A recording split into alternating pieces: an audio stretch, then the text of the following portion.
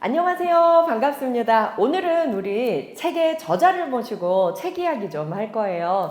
제가 소개하는 책은 온 가족이 함께 읽을 수 있는 그런 책만 소개하는 거 알고 계시죠? 오늘은요, 아이와 어른이 함께 읽는 엄마는 어디에 작가 이도움 작가님 모셨습니다. 어서 오십시오. 안녕하세요.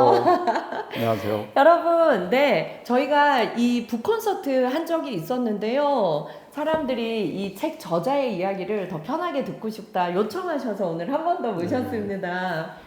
한양대학교 교수님이기도 하시고요. 이때까지는 어려운 책을 많이 쓰셨는데 저는 사실 엄마는 어디에 동화를 쓰셨다 그래서 와, 이거 되게 어렵겠다. 국문과 교수님이 쓰셨으면 어렵겠다 생각하고 딱 잡았는데 제가 진짜 한 1시간 반 만에 눈물을 펑펑 흘리면서 이 책을 순식간에 읽었어요. 그래서 깜짝 놀랐습니다. 교수님, 이 책을, 이 동화를 써야겠다라고 생각하신 계기가 있으셨나요? 네, 4차 산업과 대안의 사회라는 책을 쓰다가 네. 거기에 이제 한 논문이 있었어요. 근데 그 논문에 보니까 이제 1살 미만의 새끼 연어에 이제 바다 탄소가 40%, 또 바다 질소가 31% 있다는 그 구절이 저한테 이 동화를 쓰게 된 계기가 됐습니다. 그러니까 바다 탄소와 바다 질소가 있다는 것은 이제 연어가 이제 가을에 올라와서 알을 낳고 죽잖아요. 그러면은 그 연어의 뭐 산 연어건 죽은 연어건 그것을 뭐 동물들이 먹고 또 물속의 미생물들이 먹겠죠. 그러고 이제 동물들이 또 배설한 것은 또 미생물들이 땅속에서 분해하고 그건 다시 이제 주변에 이제 나무들이 흡수를 한단 말이에요. 그래서 실제 이제 그 주변에 이제 숲들의 나뭇잎에도 바다 질소 같은 것이 발견이 되고요. 그런 걸 보고 이제 착안을 하게 됐죠. 그래서 봄이 되면 새끼들이 태어나잖아요. 그러면 새끼 연어들이 거기에 있는 이제 플랑크톤 같은 것을 먹는단 말이에요. 그런데 그 플랑크톤은 이미 엄마의 그 몸을 먹고 자란 플랑크톤인 거죠. 그렇기 때문에 자연스럽게 엄마가 이 새끼 연어 속에 들어가는 거예요. 그걸 보고 이제 착안을 하게 됐습니다. 맞아요. 저도 이 책 읽으면서 그 부분이 진짜 감동적이었거든요. 그러니까 사실은 우리 혼자서 태어나서 잘 살아가는 것 같지만 그게 아니라 모두가 다 협력해서 생명을 탄생시키고 또 우리 엄마가 죽었어도 그 엄마의 몸이 사실은 내 속에 들어와 있고 세상에, 근데 그 이야기가 그 한 문장이 동화로 태어났다는 게 너무 신기한 것 같아요. 여기 보면 연어 삼남매가 나오잖아요. 그럼 이 이야기가 교수님 사실은 교수님의 삶 속에서 오랫동안 형성된 이야기일 것 같다는 생각이 들었어요. 이 주인공들 얘기 좀 해주시겠어요?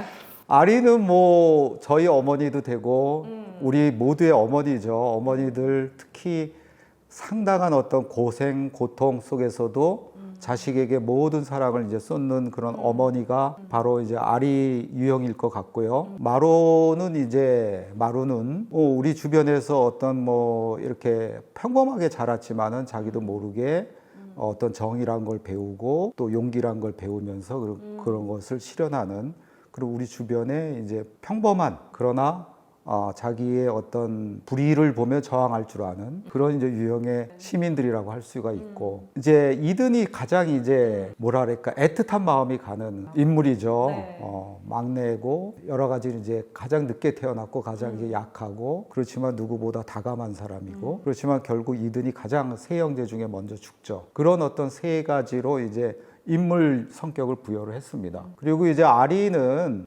신라 왕비를 비롯해서 이제 여성들에 관한 명사 가운데서 가장 핵심이고 가장 소중한 존재란 뜻을 담고 있는 뜻이고. 아리라는. 네네. 마루는 뭐 우리 알다시피 산마루 이런 뜻이 우두머리 뭐 이런 데하고도 연관이 되는 낱말이고, 이든은 이제 이든 여성, 이든 여자, 그럼 선녀의 순서 우리말이에요. 이든이 선녀예요. 그렇군요. 아리, 마루, 이든, 연어 삼남매의 이야기입니다. 엄마를 찾아서 떠난 멀고 험한 여정의 이야기인데요. 이 안에 엄청난 이야기가 들어 있습니다. 기후위기와 불평등, 그리고 학교폭력을 이겨내는 지혜가 담긴 생태, 교육, 철학 동화다, 이렇게 출판사에서 대해서 썼는데요. 여기에 보면 사실 이것보다 더 많은 주제가 있어요. 진짜 엄마의 사랑도 알게 되고, 그리고 왜 우리가 환경을 잘 보살펴야 되는지, 그리고 사실 우리가 엄청난 경쟁 사회 속에 살고 있지만 알고 보면 내 눈 속에 너가 있고 너의 눈 속에 내가 있다. 그런 관계에 대한 지혜도 우리에게 일깨워주는 그런 이야기가 많은데요. 사실 어른들도 마음은 계속 성장해야 되잖아요. 그래서 성장 동화로서 엄마와 아빠와 아이가 함께 읽으면서 얘기를 참 많이 나눌 수 있겠다라는 생각을 하게 되었는데요. 특히 요즘 우리 구독자분들 보면 우리 아이가 학교폭력의 피해자다, 이런 호소도 많지만 학교폭력의 가해자가 되었다, 이럴 때 부모가 어떻게 해야 되나, 이런 고민도 많이 얘기를 하시거든요. 학교폭력에 대한 지혜도 여기에 담겨 있습니다. 그 얘기 좀 작가님 들려주시죠. 우선 눈부처를 말씀을 드려야 될 것 같은데요. 눈부처라는 것은 원래 16세기 정도부터 있었던 우리나라 말이에요. 그래서 이렇게 상대방을 이렇게 똑바로 마주보면 이제 상대방 눈동자에 내가 보입니다. 그걸 보는 순간 이제 내 눈동자에도 상대방이 있겠다고 생각을 하죠. 그러니까 너와 남의 경계가 무너지는 지점이죠. 그리고 내가 누군가 이렇게 때리러 갔는데 눈부처를 보면 못 때리게 됩니다. 맞죠. 그러니까, 제 눈 속에 그렇죠. 나의 모습이. 네, 그렇기 때문에 이거는 또 나의 어떤 선함, 나의 안에 어떤 붓다다움이나 예수다움, 이것이 이제 드러난 것이라고 봐요. 그래서 뭐 기독교도들은 눈예수라고 칭해도 된다고 봅니다. 그것을 서로 바라보는 게 필요하다고 봐요. 지금의 어떤 학교 폭력이란 것을 보면은 가해자도 진심으로 뉘우치지 않고 피해자도 치유가 안 되는 방식이에요. 그리고 뭐 소송 방식까지 막 가면 소송에서 이긴 자들은 어떻게 생각하냐면 내가 이겼기 때문에 죄가 없다고 생각하고, 진자는 너무나 억울하잖아요. 자기가 맞았는데도 불구하고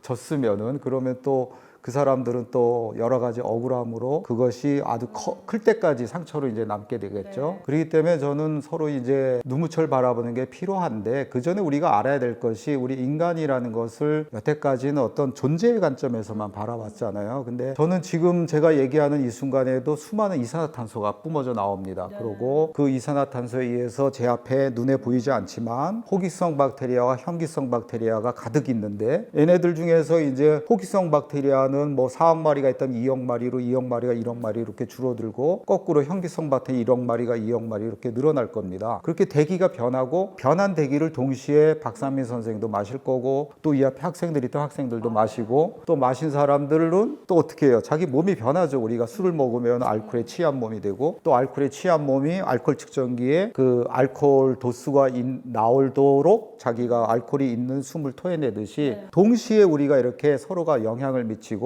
서로를 생성하는 존재라고 봐요. 그래서 저는 비잉의 관점이 아니라 인간들, 또 모든 생명들이 서로가 서로에게 어떤 조건과 원인과 또 결과로 작동하면서 서로를 생성하는 어떤 interdependent becoming, 서로 어떤 그 조건과 원인으로 작동하는 생성자라고 봐요. 인과적 생성자 아니면 연기적 생성자라는 말을 쓰는데요. 그런 관계라는 걸 알아야 됩니다. 내가 그냥 던진 말이 상대방한테 죽음에 이를 정도의 상처를 줄 수가 있고, 또 상대방이 그냥 너 아프지? 미안해. 이 말 한마디가 죽음에 이르려던 자를 다시 살릴 수도 있는 거죠. 그렇기 때문에 그런 눈부처를 바라보면서 서로가 어떤 자기의 어떤 진심을 토해내는 어떤 그런 자리들을 계속 갖는 것들이 가장 중요한 것이라고 봅니다. 네.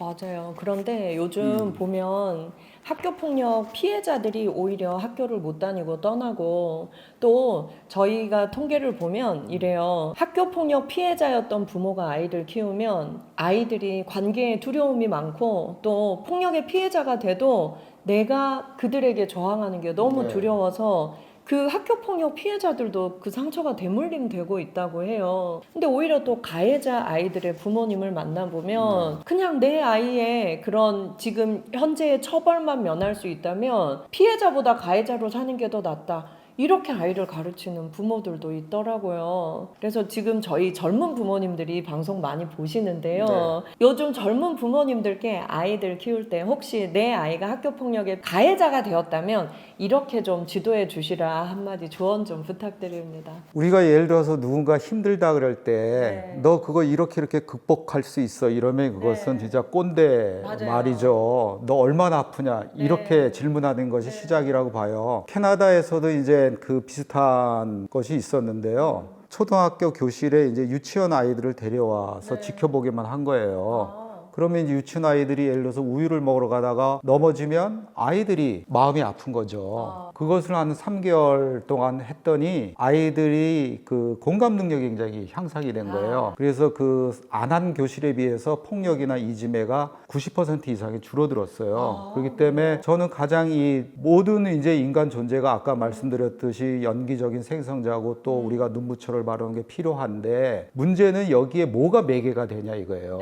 공감이 매개가 될 때는 초등학교 교실, 이게 공감의 뿌리 교육이라고 그러는데 공감의 뿌리 교육 같은 것을 할 때는 아이들이 공감력이 향상되고 그 공감력에 의해서 타인의 아픔을 자기 아픔처럼 이제 생각하게 되고 그래서 이제 타인의 아픔에 공감하고 심지어는 연대하게 되죠. 그 교실에서도 놀라운 변화가 일어난 게 이제 제시라는 아주 그 반에서 연약한 여학생이었는데 그 반에서 가장 강한 남학생이 다른 애 모자를 뺏었을 때 그 아이한테 가서 모자 돌려줘 이랬던 거예요. 그게 이제는 놀라운 사건인데 뭐냐면은 용기, 정의에 대한 용기란 것도 실은 공감에서 비롯된다는 것이죠. 그 제시가 그렇게 약한 여학생이 그렇게 할 수 있었던 것은 모자 빼앗긴 아이의 마음을 자기 아픔처럼 생각했기 때문에 감히 그 가장 반에서 힘이 센 아이한테 가서 모자 돌려주라는 말을 할 수 있었던 거죠. 그래서 우리 주변에도 보면 백기환 선생님이라든지 수경 선생님이라든지